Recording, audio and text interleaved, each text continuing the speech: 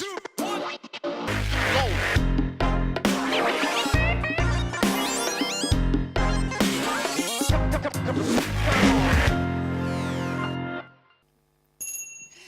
que vous connaissez Thomas?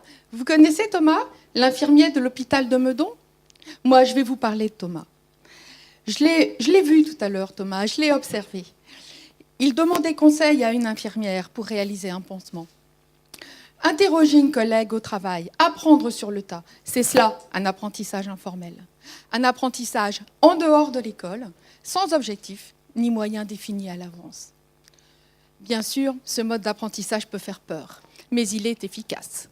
Il répond à l'actualisation des savoirs mobilisés dans la pratique, ces savoirs qui évoluent sans cesse, vite, trop vite peut-être, et qui obligent les infirmières à actualiser leurs connaissances, leurs compétences, à se professionnaliser pour prodiguer des soins adaptés et efficients aux patients, et ce, tout au long de la vie. Bien sûr, il y a la formation continue, mais avec la complexité et la technicité des savoirs s'instaure un bricolage satisfaisant, celui de l'apprentissage informel.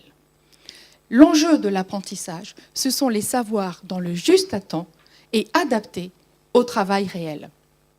Se pose alors la question de ce que les infirmières apprennent, comment et à quelle occasion elles l'apprennent, quels sont les espaces d'auto-formation pour se former par soi-même à l'hôpital. C'est l'objet de mon travail de thèse, comprendre le phénomène des apprentissages informels à l'hôpital. Moi, je trouve ça passionnant d'apprendre comment on apprend tout au long de la vie, en travaillant, et d'organiser un apprendre autrement à l'hôpital. Mon travail a démontré que les infirmières apprennent des savoirs qui sont spécifiques à la discipline enseignée dans les services, avec les autres, par les transmissions. Il s'agit d'une auto-formation sociale. Les infirmières apprennent des savoirs dans le juste temps de l'activité.